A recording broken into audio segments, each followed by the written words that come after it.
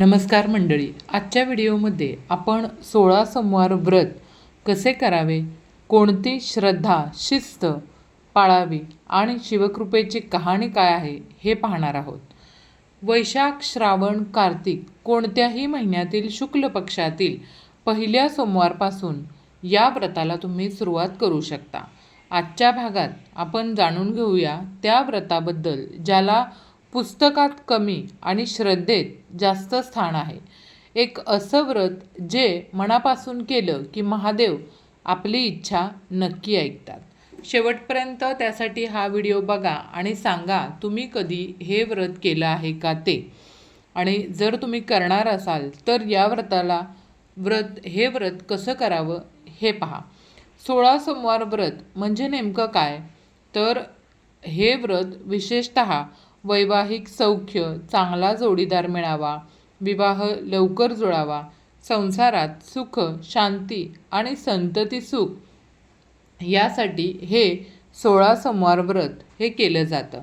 आता 16 सोमवार व्रत कधी सुरू करावं? वैशाख, श्रावण किंवा कार्तिक महिन्यातील शुक्ल पक्षातील पहिल्या सोमवारपासून, म्हणजेच अमावस्येनंतर येणाऱ्या पहिल्या सोमवारपासून या व्रताला सुरुवात तुम्ही करू शकता. यानंतर याचे नियम काय आहेत बघा. 16 सोमवार व्रताच्या नियमामधील पहिला नियम तो म्हणजे उपवास करावा की नाही. तर मैत्रिणींनो, या दिवशी दिवसभर तुम्हाला उपवास करायचा आहे. फळं, दूध घेऊ शकता, पण साबुदाणा खिचडी किंवा फराळ तुम्ही करू शकत नाही. यानंतर दुसरी गोष्ट ती म्हणजे संकल्प. पहिल्याच दिवशी हातामध्ये पाणी घेऊन महादेवांना सांगायचं की मी कोणत्या कारणासाठी हे व्रत करत आहे. म्हणजे उदाहरणार्थ तुम्ही जर वैवाहिक सुखासाठी 16 सोमवार व्रत करणार असाल तर वैवाहिक सुखासाठी मी 16 सोमवार व्रत करत आहे असा संकल्प करायचा आहे. त्याच्यानंतर नंबर 3, पूजा मांडणी कधी आणि कशी करायची. तर सूर्यास्ताच्या वेळी पूजा मांडणी म्हणजेच प्रदोष काळामध्ये स्नान करून त्याच्यानंतरच पूजा मांडणी करायची असते. पूजेची सोपी पद्धत काय आहे तर बघा मैत्रिणींनो, सर्वप्रथम पूजेसाठी आपल्याला शिवपिंड लागणार आहे. घरात शिवपिंड असेल तर उत्तम, आणि जर नसेल तर स्वच्छ वाळू किंवा मातीची छोटी शिवपिंड आपल्याला बनवायची आहे. यानंतर नंबर 2 तो म्हणजे अभिषेक. दुधाने किंवा पाण्याने तुम्हाला त्या शिवपिंडीला अभिषेक करायचा आहे. पांढरं चंदन असेल तर ते लावायचं आहे.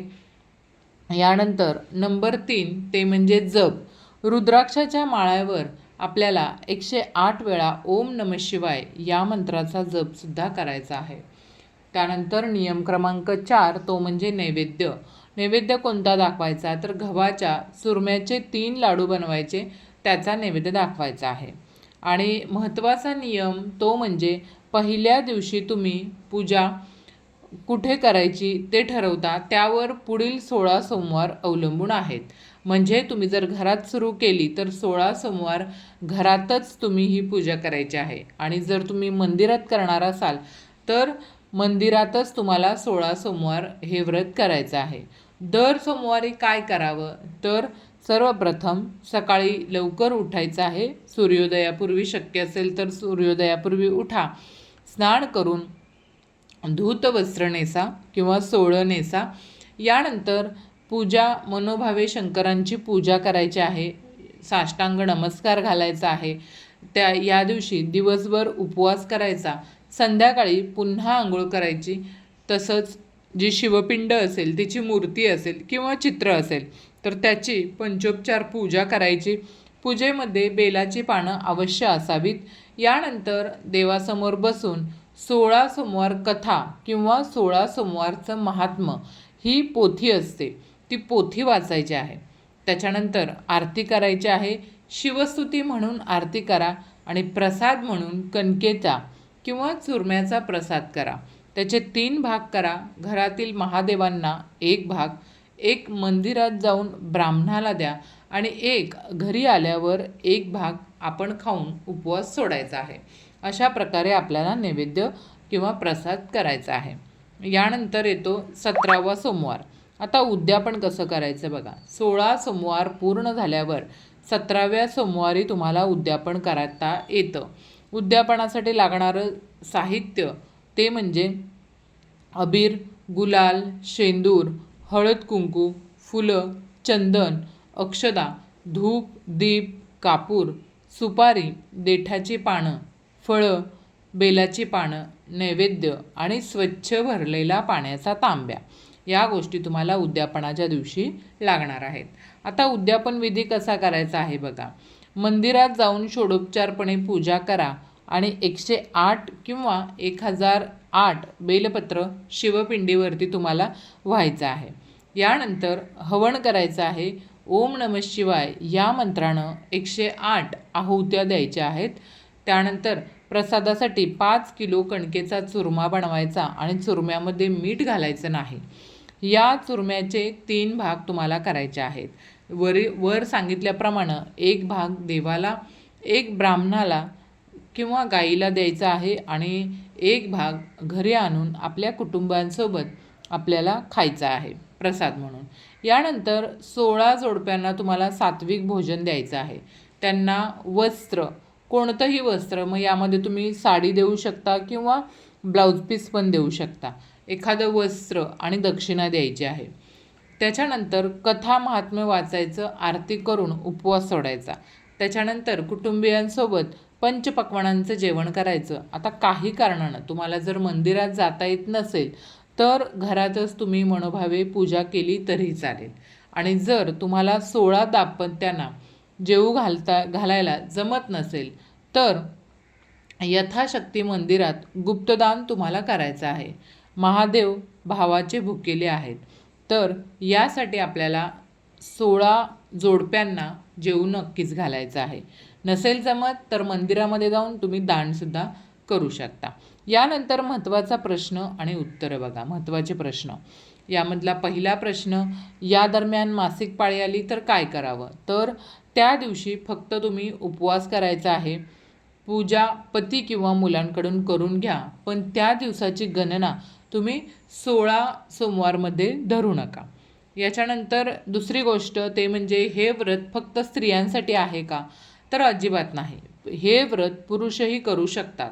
शिवभक्त म्हणून कोणतीही मनोकामना पूर्ण होण्यासाठी पुरुषांनीही हे व्रत करायला हरकत नाही आहे. याच्यानंतर साहित्य नाही जमलं तर अजिबात टेन्शन घ्यायचं नाही. फक्त देवासमोर बसून ओम नमः शिवायची 1 माळ किंवा 11 माळ आपल्याला जप करायचा आहे. तसंच शिवाची 78 शतनामावली किंवा शिवस्तुती आपल्याला म्हणायची आहे. सर्वात मोठा भाव आहे, लक्षात ठेवा. यानंतर नैवेद्यासाठी लाडूच हवेत का? तर असं काही नाही.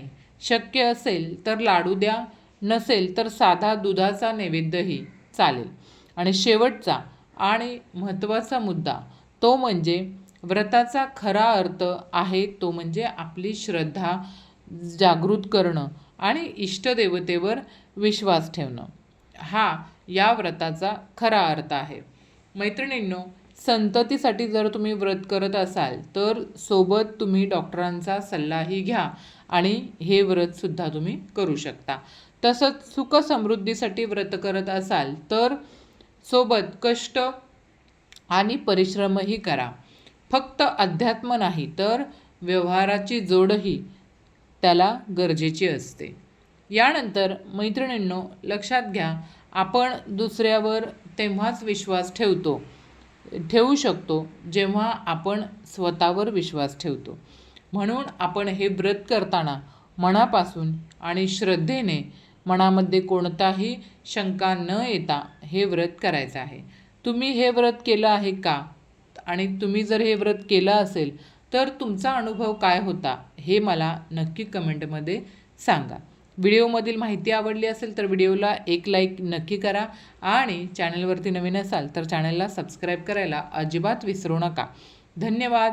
हर हर महादेव.